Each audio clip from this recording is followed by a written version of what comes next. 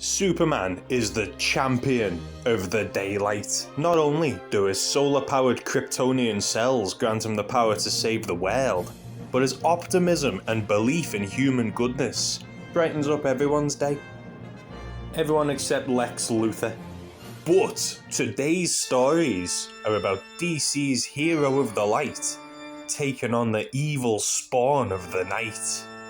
This is Action Comics Annual #1. Cry Vampire. And Superman isn't facing this terror alone. This peaceful night is interrupted as a woman is hunted by a pack of madmen with torches. The woman's name is Skeeter, and she's been accused of being a vampire. Luckily for Skeeter, she seems to know the swamp well enough to stay ahead, but then she makes an awful mistake. She's ran home. If this mad crowd hunting her finds this place, her family are sure to be burned alongside her. Her new tactic of hiding in the swamp water works as the men chasing her give up and go home. Skeeter and her ma and pa are safe.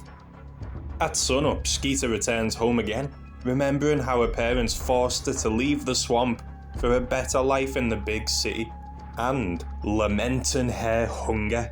She's not eaten in days, but what she found when she came home would put anyone off eating. Skeeter's parents are dead. 3 days later, a new face appears in the small town of Fayetteville, Mr. Smith, and he's here on a mission, but his quest for information is stonewalled by the locals. Suspicious. Something dark in Fayetteville is being covered up, and it must be something big, because it deserves the attention of the world's greatest detective. The Batman stalks the night, and it's a good thing he does, because though the town's peaceful on the surface, a woman's scream shatters that illusion. The Dark Knight strikes. Batman finds a bloodied body with a throat torn out, but what's worse is that the locals find him. A huge bat crouched over a warm corpse won't go over well in a town paranoid of vampires. And they certainly are paranoid because they've been going about their day-to-day lives armed to the teeth with guns and wooden stakes. A smoke bomb lets Batman escape, but he's left with more questions than answers. Another corpse with a damaged neck, just like he'd seen in Gotham City. A string of murders that had led him here to Fayetteville. But with the world's greatest detective clueless as to what to do next, he decides he needs another set of eyes on this case. And if those eyes happen to have X-ray vision, even better. A quick call to Superman summons the Man of Steel to Batman's aid. But as Superman makes his way to Fayetteville, someone else finds Batman first. Skeeter. And somehow, she's been waiting for him. Superman lands in Fayetteville, and you can immediately sense something isn't right. 4 in the morning, yet no one in town dares sleep. Superman only becomes more confused when the local sheriff speaks the word vampire. Meanwhile, Skeeter takes the Batman home to Ma and Pa. For some reason, Skeeter believes Batman can help her long-dead mum and dad, but when he speaks the Lord's name in shock, she instantly turns on the Dark Knight. Using some kind of paranormal powers, Skeeter's glare alone sends the Batman reeling. He sweats bullets and tries to escape, but before he can recover from the psychic assault, the swampland's quicksand claims the Batman. He couldn't help Skeeter. No one can help Skeeter. Whatever she's planning, she's got to do it alone. Meanwhile, Superman is led to the local hospital by the sheriff, where he's told the full story of the fear that freezes Fayetteville. Thralls of the vampires. Soon to be inducted into the bloodthirsty coven fully, but right now simply slaves, sleeper agents, awaiting the call of darkness. And then, the call comes. The army of the damned rise and escape the hospital ward, stampeding across Fayetteville in the name of Skeeter's revenge. Superman leaps into action before the vampire parade can destroy the town. But remember, these people aren't yet vampires. They can still be saved. They're just being mind-controlled by Skeeter. Knowing he can't hurt innocents, Superman stops them mercifully by walling in Skeeter's servants with the debris they themselves created. something that Skeeter, unsurprisingly, doesn't appreciate. The Vampire Queen Skeeter, or Ellie Mae Skaggs, attacks the Man of Steel both physically and mentally, but surely she's got no chance against the world's greatest hero. Well, the supernatural Skeeter punctures through Clark's superness thanks to his standard weakness to magic. If she gets a hold on him, even Superman is susceptible to her dark powers. Skeeter's magical gaze is set to take another victim as her mental powers hammer at Superman. Skeeter's fangs are primed to pierce Superman's neck and invite him into their family of the night, until something pierces her instead. The Batman lives! Once Skeeter's psychic attack had subsided, the calm and cool Batman had carefully swam to the surface, and now, knowing what she was up to, he come back prepared. I had expected more of a team up between Batman and Superman, but this is really the only interaction they have in this story. Bit of a shame, but still, between Superman's non-lethal rescue of the Thrall-infected townsfolk and Batman's sneaky defeating of the Mastermind, Fayetteville is saved. All that remains is to ensure that this horror doesn't repeat itself in Gotham. So yeah, from the cover, I expected these two to be teaming up to battle Dracula in the catacombs or something, but what we actually got was a relatively low-stakes story. Stakes, vampire banter. But if anything, the small scale actually helped the story. It's a small town being deadlocked into fear of the vampires, and it helped Fayetteville feel like a community, like they're all packing heat and they'll all back each other up, as we saw when Batman found that corpse. The entire blooming town seemed to jump on him.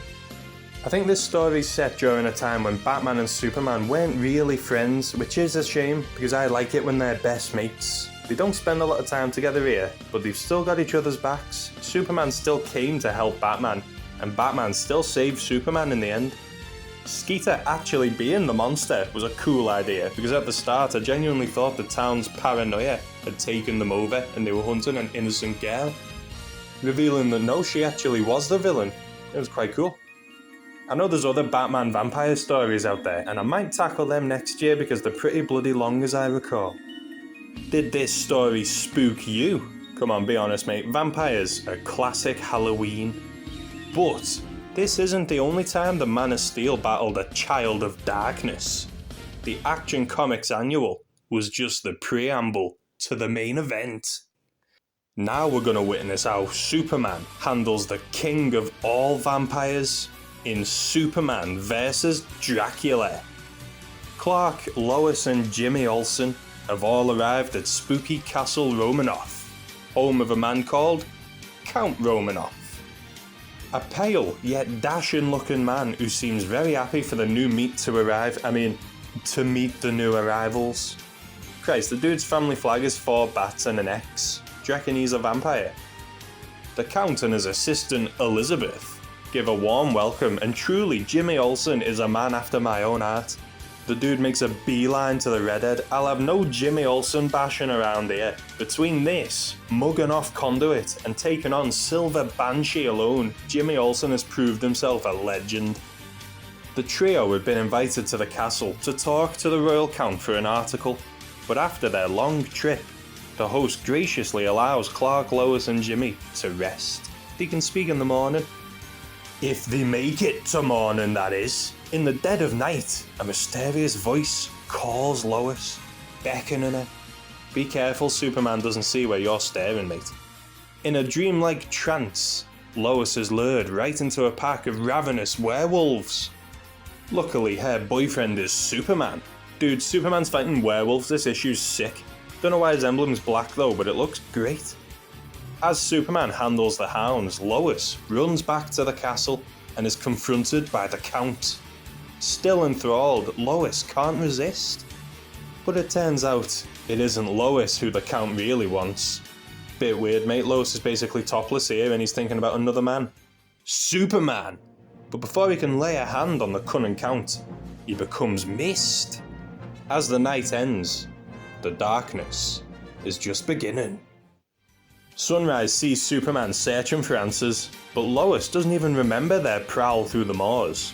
Superman knows that something isn't right here. But they've come with a job to do, and the sooner it's done, the sooner they can go. The Count called them here to draw attention to the wars being waged on his land's borders, and he specifically wants the attention of Superman. The Count wants to finish his story tonight in the dining room, giving Clark a little bit more time to try and find out just what is going on here. Our hero, Jimmy Olsen, continues to live the life we all want. The Count's assistant, Elizabeth, can't keep her hands off him, and honestly, there are worse ways to die. All of Clark's warnings to Lois fall on deaf ears, and she's sure he's just jealous of Count Romanoff's charms, even when he literally tells her that this isn't wine, it's human blood that fills his bottles. I assume Lois is still under the Count's thrall here, because come on lady. Maybe next time the goddamn Superman warns you of something, you'll listen, because alone with Romanoff, Lois learns his real name. Dracula. Sorry mate, this isn't Twilight. Lois Lane's already got a fella, and he's not happy to find this bloodsucker flirting with his lady. Only again, instead of the gorgeous Lois Lane, it's Superman that Dracula wants. With war at his front door, Dracula wants Superman on his team. The vile king of vampires sinks his blade-like teeth into the man of steel, looking to convert him to his side. But, remember at the start of the video when I said Superman's like the champion of the daylight? That wasn't me being flowery or trying to sound deep or some crap, mate. It says here, every single cell in Superman's body is infused with the power of daylight. And what are vampires famously weak to again? Bet Dracula didn't count on that. And hey, Jimmy's alive! But sadly, his red-headed goth seems to have vanished alongside her master. But with the trio nowheres for wear, and the threat of Count Dracula foiled, Clark, Lois and Jimmy call it a night. This issue was boss, not just for the panels of Lois and Elizabeth, but because it took a crazy idea and had a good laugh with it.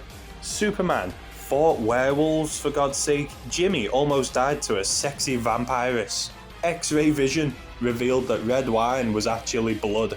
This was campy in all the right ways. A genuinely fun idea that translated into a genuinely fun issue. The ending was great as well because it was logical. We know how Superman's powers work, and we know what vampires are weak to, so it made sense. Two tales of Superman versus vampires, it's an odd idea that weirdly works, but it's got me thinking, what other classic monsters could challenge Justice League members? As an example, both The Flash and Frankenstein's monster are both powered by lightning. Maybe we could make something out of that. And I do hope you didn't get too scared during tonight's tales, but just remember to lock your windows before bed and keep that neck covered.